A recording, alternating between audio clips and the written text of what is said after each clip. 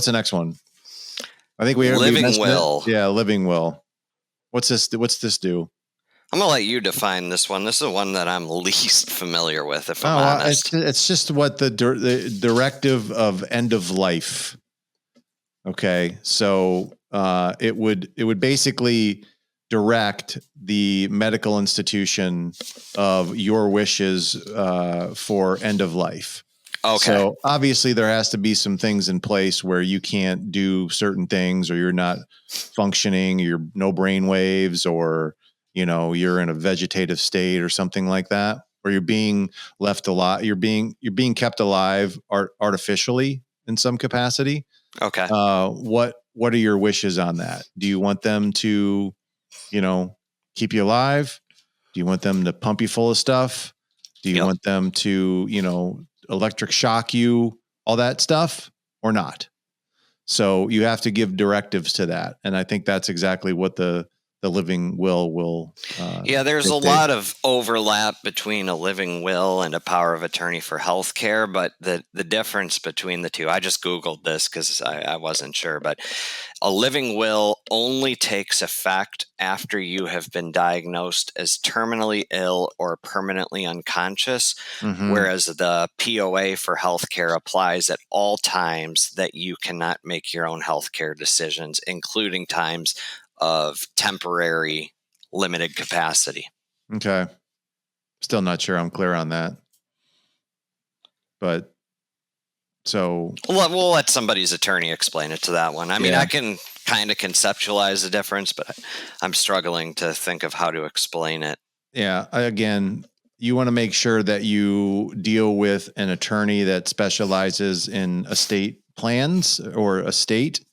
When doing this, you don't want to go to a business attorney or some family friend that, I can draw up these documents. Yep. Pay a little bit of money. It's not overly expensive. I've seen people pay anywhere between, $1,500 to $5,000, that's what I was going to say, about 2 to 5 for these kinds of documents and such. So it's not a huge expense. If you're a practice owner, it's certainly worth the money to do this, especially because you tend to have a little bit more than most people do, and more complexities. You got business, you got business entities, you got all kinds of things. So I would definitely recommend that. But okay, good. So then we have our will, we have our power of attorney for financial and legal matters. We have our end of life of what we want to do when we can't, function. What else? Well, I think the last one here is trusts. Okay. And I mean, there's 2 broad categories of trusts. You have revocable trusts and irrevocable trusts. And there's many kinds of both. We don't need to go through 100 different kinds of trusts, but there's 2 types: revocable, irrevocable. And what the difference is with a revocable trust, you can move assets in and out of it. You can change terms. Everything's revocable.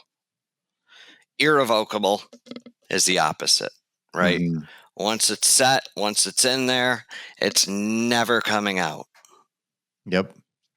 So a trust is something that you create. You're going to hear some terms when you create a trust. And there's really 3 parties to a trust. This is just a legal document that an attorney draws up. Yep. Like you can't do this on your own. I think an attorney actually is an actual legal document. There's a person called the grantor. That's the person who creates the trust or grants it into existence. Yep. Okay. Every trust has a beneficiary of that trust who's eventually going to get the benefit of the money. Yep. And then you have what's called a trustee, who is the person that's responsible for managing the assets of the trust. Yep. Okay. So, and again, I guess in some cases you could be all 3. But most of the time you're going to name beneficiaries to the trust. Yep. For most people, it's their kids that they're going to name as beneficiary. Yep. And the trustee, again, is going to be someone that you trust. Now, it doesn't have to be a family member. It doesn't have to be a sibling. It doesn't have to be, it can be, you can actually hire like professional companies, banks. Oh yeah, every like Fidelity, Vanguard, Asset Mark, they all have a trust services department. Yeah. So don't think that you're just out in the wind here. If you have one of those dysfunctional families where like Gersh, where there's no one that you trust.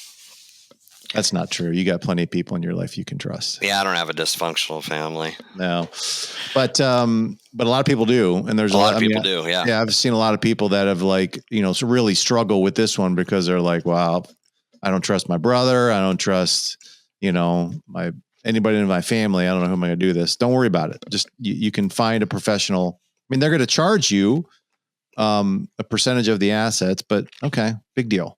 Yeah, it's better than. It's better than somebody nothing. you don't trust taking care of it all.